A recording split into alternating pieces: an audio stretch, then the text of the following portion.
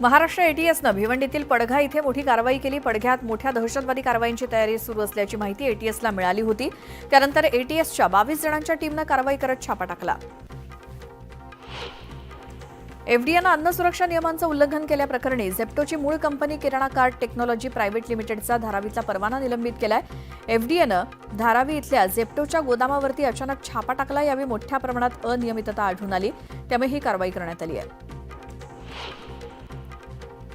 ऊसतोड कामगारांचा जिल्हा म्हणून ओळख असलेल्या बीड जिल्ह्यातनं प्रत्येक वर्षी 1,75,000 मजूर ऊसतोडीच्या कामाला जातात. त्यातील 843 महिलांनी ऊसतोडीला जाण्यापूर्वी गर्भपिशवी काढल्याची धक्कादायक बाब समोर आली आहे. यात 30 ते 35 वर्ष वयोगटातील महिलांचा समावेश अधिक आहे. तर 1,523 महिला गर्भवती असताना सुद्धा ऊसाच्या फडात काम करत असल्याचं उघड झालंय. वाढीव हमीभावासोबतच कापसाच्या लागवड खर्चात झालेल्या वाढीमुळे शेतकऱ्यांच्या चिंता वाढल्या आहेत. गेल्या हंगामातील अनुभव बघता वाढीव हमीभाव केवळ कागदावरतीच राहणार की प्रत्यक्षात शेतकऱ्यांच्या पदरी पडणार याबाबत साशंकता व्यक्त होते. त्यामुळे वर्षभर राबल्यानंतरही शेतकऱ्याच्या पदरी केवळ 6,950 रुपयेच पडतायत. लाडकी बहीण या राज्य सरकारच्या महत्वाकांक्षी योजनेतील आयकर भरणाऱ्या लाभार्थी महिलांच्या कुटुंबाची माहिती अद्यापही मिळू शकलेली नाही. राज्य सरकारनं आयकर विभागाकडे माहिती मागवली असली तरी अशी माहिती देण्याबाबत आयकर विभागानं केंद्राच्या वित्त मंत्रालयाकडे हा प्रस्ताव पाठवला असून केंद्राच्या मान्यतेनंतरच ही माहिती मिळू शकेल. राज्यातील रखडलेल्या महापालिका, नगरपालिका, जिल्हा परिषदा, पंचायत समिती आणि नगरपंचायतीच्या निवडणुकांसाठी 4 आठवड्यात प्रक्रिया सुरू करण्याच्या सर्वोच्च न्यायालयाच्या आदेशानुसार राज्य निवडणूक आयोगानं तशी पावलं टाकली आहेत. प्रभाग रचनेसाठी राज्य सरकारला सूचना करण्यात आली आहे. राज्य सरकारकडे प्रभाग रचनेची माहिती निवडणूक आयोगाकडे प्राप्त झाल्यानंतर आरक्षण आणि मतदार याद्या अंतिम करण्याची पुढील प्रक्रिया सुरू करण्यात येणार आहे. राष्ट्रवादी काँग्रेस पक्षाच्या पुणे शहराध्यक्षपदी पूर्व भागात सुनील टिंगरे आणि पश्चिम भागात सुभाष जगताप यांची निवड करण्यात आली आहे. प्रदीप देशमुख यांची कार्याध्यक्षपदी फेरनिवड करत रुपाली ठोंबरे, हाजी फिरोज शेख, अक्रूर कुदळे यांना कार्याध्यक्षपदी काम करण्याची संधी मिळाली आहे. सोलापूरच्या उजनी धरणाची पाणी पातळी 45 वर्षांमध्ये पहिल्यांदाच मे महिन्यात जिवंत साठ्यात आहे. सध्या धरणात 78 टीएमसी पाणीसाठा उपलब्ध आहे. 8 दिवसांच्या पावसामुळे उजनी धरणात 24 टीएमसी पाणीसाठा उपलब्ध झाला आहे. मुसळधार पावसामुळे सोलापुरातील भीमा नदी तुडुंब भरून वाहू लागली आहे. यंदा भीमा नदी ऐन उन्हाळ्यातच वाहू लागली आहे. आता मान्सूनच्या प्रवासाची गती कमी होणार असल्यामुळे राज्यातील हवामानात लवकरच मोठे बदल दिसून येतील. बदललेल्या वातावरणामुळे मान्सूनच्या प्रवासाची गती कमी होण्यास सुरुवात झाली आहे. त्यामुळे आता मान्सूनचा प्रवास पूर्णपणे रखडलाय. किमान 10 जूनपर्यंत तरी मान्सूनचा प्रवास थांबणार असल्याचा अंदाज आहे. राज्यातील बहुतांश भागाला मान्सूनपूर्व पावसानं अक्षरशः झोडपून काढलं. पिंपरी चिंचवड शहरातही मे महिन्यात पहिल्यांदाच गेल्या 17 वर्षातला सर्वाधिक पाऊस झाला.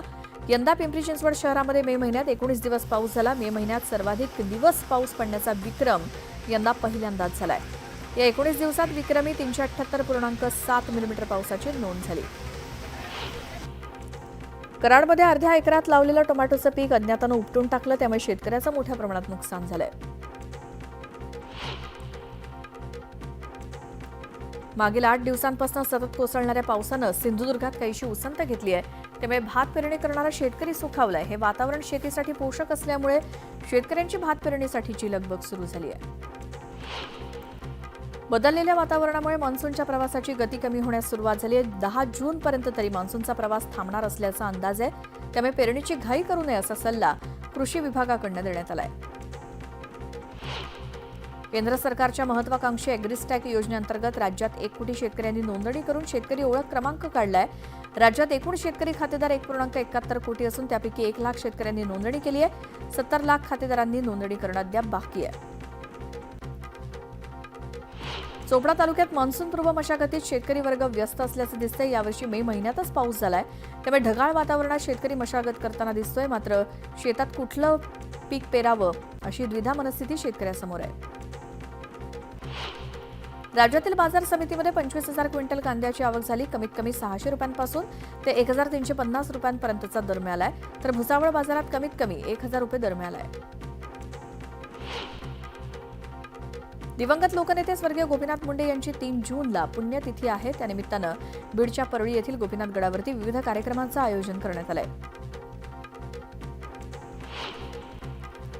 माजी मंत्री सुरेश खाडे यांच्या प्रयत्नानं मिरजमधील 2 वसतिगृहांच्या नूतन इमारतींचं लोकार्पण पार पडलं. सर्वसामान्यांची मुलं मागासवर्गीय विद्यार्थ्यांच्या वसतिगृहात शिक्षण घेतात, त्यामुळे सामाजिक न्याय विभागाची वसतिगृह 3 स्टार करणार असून राज्यातील 125 वसतिगृहांसाठी 1200 कोटींची तरतूद करण्यात आली आहे. लोकशाहीर अण्णाभाऊ साठे इतरांसाठी जगले, त्यांनी प्रत्येक समाजासाठी लढा दिला. वाटेगाव इथल्या प्रस्तावित जागेत लोकशाहीर अण्णाभाऊ साठे यांचं नियोजित स्मारक लवकरात लवकर उभं राहून हा परिसर माणसांनी फुललेला दिसेल, असं प्रतिपादन सामाजिक न्यायमंत्री संजय शिरसाट यांनी केलं. चंद्रपूरच्या ताडोबा अंधारी व्याघ्र प्रकल्पात लाखो पर्यटक वन्यजीव दर्शनाचा आनंद घेण्याकरता येतात. पर्यटकांना अल्प दरात या सफारीचा आनंद घेण्याकरता आता चंद्रपूर ते ताडोबाचे प्रवेशद्वार मोहार्लीसाठी बस सेवा सुरू करण्यात आली आहे. गेल्या 2 वर्षात 58,000 पर्यटकांनी या क्रुझरद्वारे ताडोबा सफारीचा अनुभव घेतला. पावसाच्या आगमनानं सुक्या माशांचा हंगाम लवकर सुरू झालाय. पावसामुळे मासेमारीवरती परिणाम झाल्यामुळे बाजारात ताज्या माशांची आवक घटली आहे, त्यामुळे ग्राहकांनी सुक्या माशांना पसंती दिली असून महिलांनी घरगुती वापरासाठी सुकी मच्छी साठवायला सुरुवात केली, त्यामुळे बाजारात खरेदीसाठी लोकांची गर्दी वाढतीये. पावसामुळे पुणे बाजार समितीच्या गुलटेकडी मार्केट यार्डात राज्यासह परराज्यातनं फळभाज्यांची आवक कमी होतीये. आवक कमी झाल्यामुळे टोमॅटो, फ्लॉवर, वांगी, सिमला मिरची, शेवग्याच्या भावात गेल्या आठवड्याच्या तुलनेनं 10 ते 20% वाढ झाली होती. अन्य सर्वच फळभाज्यांचे भाव मागील आठवड्याच्या तुलनेनं स्थिर होते. पावसानं उघडीप दिली असली तरी पुणे बाजार समितीच्या गुलटेकडी मार्केट यार्डातील फुल बाजारात फुलांची आवक निम्म्यानं घटली आहे. बाजारात येणाऱ्या फुलांमध्ये 50% ओली फुलं बाजारात दाखल होत आहेत. भिजलेल्या फुलांच्या तुलनेत सुक्या आणि दर्जेदार फुलांना चांगला भाव मिळतोय. 1 जून नंतरचा पाऊस हा मान्सूनचा पाऊस असतो. मे महिन्यात पाऊस पडल्यामुळे राज्यात अनेक ठिकाणी ओलावा आहे. चांगलं बियाणं आणि खत देऊन शेतीची मशागत करण्याचा सल्ला हवामान अभ्यासक पंजाबराव डंक यांनी राज्यातल्या शेतकऱ्यांना दिलाय. शेतकऱ्यांना 1 इंच ओलावा असलेली जमीन पेरणीसाठी पोषक असल्याचं पंजाबराव डंक यांनी सांगितलं. गोंदियातील आमगाव रेल्वे स्थानकावरती एका 35 वर्षीय व्यक्तीनं आत्महत्या केली. ही व्यक्ती मध्य प्रदेशातली असून त्यानं त्याच्या पत्नी आणि मुलासमोरच आत्महत्या केली. क्षुल्लक कारणावरून दोघांमध्ये वाद झाल्यानंतर त्यानं टोकाचं पाऊल उचललं. चाळीसगाव कृषी उत्पन्न बाजार समितीमध्ये शासकीय हमी भावानुसार ज्वारी खरेदीचा शुभारंभ झाला. आतापर्यंत एकूण 452 शेतकऱ्यांनी ज्वारी विक्रीसाठी नोंदणी केली. मात्र अद्यापही मक्याची नोंदणी सुरू झालेली नाही, त्यामुळे ज्वारी खरेदीचं उद्दिष्ट आणि मुदतही शासनानं वाढवून द्यावी. तसंच मका उत्पादक शेतकऱ्यांसाठी तात्काळ मका खरेदी देखील सुरू करण्याची मागणी शेतकऱ्यांनी केली आहे. कराड शहराच्या विकासासाठी माजी नगराध्यक्ष राजेंद्रसिंह यादव यांच्या प्रयत्नातून दिलेल्या 325 कोटी रुपयांच्या कामाचा शुभारंभ करण्यात आला. पालकमंत्री शंभूराज देसाई, आमदार अतुल भोसले यांच्या उपस्थितीत हा सोहळा पार पडला.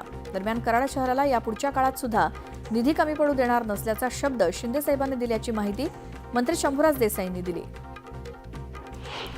मुरुड जंजिरा शहराच्या समुद्रकिनारी असलेल्या वाहनतळावरती आता 4 चाकी छोट्या वाहनांसाठी 50 रुपये आणि मोठ्या वाहनासाठी 100 रुपये दर आकारण्यात येणार आहे. 3 तासांसाठी ही रक्कम घेण्यात येणार आहे.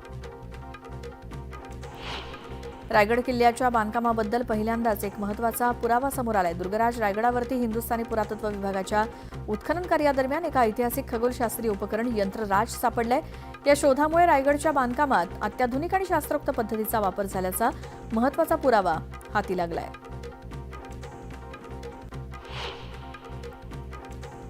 नागपुरात पारशिवनी तालुक्यातील नेऊरवाडा गावात सध्या वाघाची दहशत दिसून येते. वाघानं काही दिवसांपूर्वी एका बैलाची शिकार केल्याचा व्हिडिओ सोशल मीडियावर व्हायरल होतोय. काही दिवसांपूर्वी एका शेतकऱ्याची सुद्धा शिकार केली होती या वाघानं, त्यामुळे या वाघाचा बंदोबस्त करण्याची मागणी नागरिक करतायत. अकोला जिल्ह्यातील बार्शी टाकळी तालुक्यात शेतात ज्वारी कापणी दरम्यान 4 फूट उंच ज्वारीच्या कणसांवरती चढलेल्या 2 कोबरा नागांचं दर्शन झालं, त्यामुळे नागरिकांमध्ये भीतीचं वातावरण आहे. राज्यातील कोरोना रुग्णसंख्येत मोठी वाढ झाली असून गेल्या 24 तासात 65 रुग्ण आढळलेत. त्यात पुण्यात सर्वाधिक 25 रुग्ण असून त्याखालोखाल मुंबईमध्ये 22 रुग्णांची नोंद झाली आहे. राज्यात या वर्षात कोरोनाची रुग्णसंख्या एकूण 814 वर पोहोचली आहे.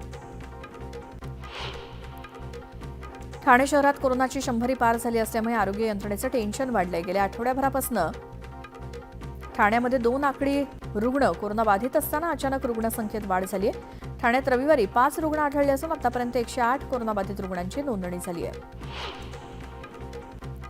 पुणे आंतरराष्ट्रीय विमानतळावरनं आता 235 विमानांची ये-जा होणार आहे. यापूर्वी पुणे विमानतळावरनं दिवसाला 220 विमानांची ये-जा होत होती. मुरलीधर मोहोळ यांनी पाठपुरावा केल्यानंतर 15 उड्डाणं वाढवण्यात आली आहेत. हिंदुस्थानातील सर्वात मोठी विमान कंपनी इंडिगोनं 30 नवीन एअरबस A350 वाईड बॉडी विमानांसाठी ऑर्डर दिली आहे. या कराराची किंमत 4 ते 5 अब्ज डॉलर्स म्हणजे अंदाजे 40,000 कोटी रुपये असल्याचं बोललं जात आहे.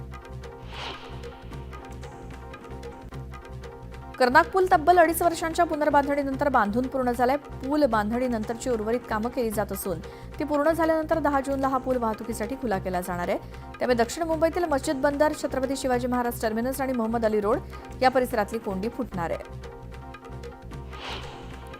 महापालिकेनं बांधलेल्या कोस्टल रोडवर दिव्यांअभावी प्रवास भीतीदायक ठरतोय. संध्याकाळी 7 नंतर या भागात काळाकुट्ट अंधार असतो. मागील 2.5 महिन्यांपासून पथदिवे बंदच असल्यामुळे प्रवास असुरक्षित वाटतोय. आरबीआयनं गेल्या आर्थिक वर्षात विनियमित संस्थांवरती अंमलबजावणी कारवाई केली आणि कायद्याच्या तरतुदींच्या उल्लंघनासाठी एकूण 353 दंड लावले. या दंडांतर्गत 54.78 कोटी रुपये वसूल केलेत. भारतीय रिझर्व्ह बँक सलग तिसऱ्यांदा 0.25% व्याजदर कपात करू शकते. अमेरिकेनं आयात शुल्क वाढवल्यामुळे निर्माण झालेल्या अनिश्चिततेच्या पार्श्वभूमीवर वाढीस चालना मिळेल. आरबीआयची पतधोरण समितीची बैठक 4 जूनला सुरू होते आणि 6 जून रोजी निर्णयाची घोषणा करण्यात येईल. नवी मुंबई आंतरराष्ट्रीय विमानतळावरनं पुढील महिन्याभरात विमानसेवा सुरू होण्याचे संकेत मिळत आहेत. त्यानुसार संबंधित यंत्रणा कामाला लागल्यात. मात्र विमानतळाच्या उद्घाटनापूर्वी नामकरणाचा प्रश्न निकाली काढण्यासाठी सर्वपक्षीय संघर्ष समिती मुख्यमंत्र्यांची भेट घेणार आहे. राज्यात नवीन इलेक्ट्रिक वाहन धोरण 5 वर्षांसाठी लागू झालंय. त्यात विजेवरती चालणाऱ्या वाहनांसोबतच चार्जिंग स्टेशन उभारण्यासाठी देखील सवलती जाहीर करण्यात आल्या आहेत. त्यानुसार 4,135 चार्जिंग स्टेशनसाठी सबसिडी मिळणार असून त्यासाठी 10 लाखांपर्यंत आर्थिक मदत मिळणार आहे. मागील वर्षीपासून वृक्षारोपणाची ठप्प असलेली कामं जून महिना उजाडला तरी हाती घेण्यात आलेली नाहीत. तर दुसरीकडे सामाजिक वनीकरण आणि वनविभाग प्रादेशिकच्या रोपवाटिकेत 3,17,00,000 रोपं लागवडीच्या प्रतीक्षेत आहेत.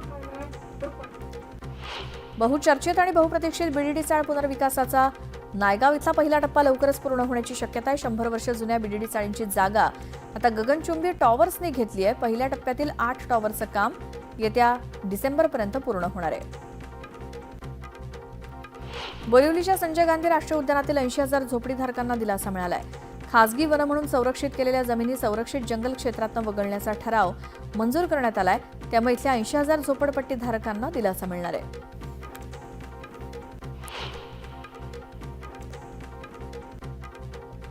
मुंबईतल्या कांदिवली पूर्व परिसरातील ठाकूर संकुलद्वाराजवळच्या जलवाहिनीची जोडणी आणि नवीन व्यासाची झडप बसवण्याचा निर्णय महानगरपालिकेने घेतलाय. त्यासाठी पाणीपुरवठा आज दुपारी 1:30 वाजल्यापासून ते 3 जूनला सकाळी 7:30 वाजेपर्यंत बंद असेल. भारतीय डाक विभागानं आता पत्ता शोधणारी नवीन प्रणाली जारी केली आहे. त्याला डिजिपिन असं नाव देण्यात आलंय. याचा हेतू देशातील कुठलाही भाग किंवा कोपऱ्याचा पत्ता डिजिटलपणे मिळू शकतो. डाक विभागानं हैदराबाद आणि इस्रोसोबत मिळून ही प्रणाली विकसित केली आहे. लांब पल्ल्याच्या प्रवासादरम्यान आगाऊ आरक्षण करणाऱ्या प्रवाशांना तिकीट दरात 15% सवलत दिली जाणार आहे. येत्या जुलैपासून ही योजना कार्यान्वित होणार असल्याची घोषणा मंत्री सरनाईक यांनी केली. तर याचा फायदा ई शिवनेरी सारख्या बसनं प्रवास करणाऱ्या अनेक लोकांना होणार आहे.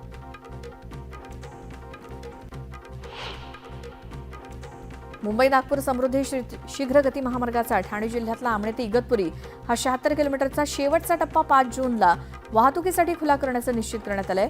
मुख्यमंत्री देवेंद्र फडणवीस यांच्या हस्ते लोकार्पण केलं जाईल. लोकार्पणानंतर लगेचच हा मार्ग सामान्य वाहतुकीसाठी सुरू होईल. महाराष्ट्रात पावसाळ्यात मलेरिया, डेंग्यू, चिकनगुनिया यासारख्या साथीच्या आजारांचं प्रमाण गेल्या 3 वर्षात लक्षणीय वाढलंय. यंदा मुदतपूर्व पावसामुळे राज्यात मलेरिया, डेंग्यूचं संकट गडद होणार असल्याचं आरोग्य विभागाच्या डॉक्टरांचं म्हणणं आहे. त्यामुळे काळजी घेण्याचं आवाहन आरोग्य विभागानं केलंय.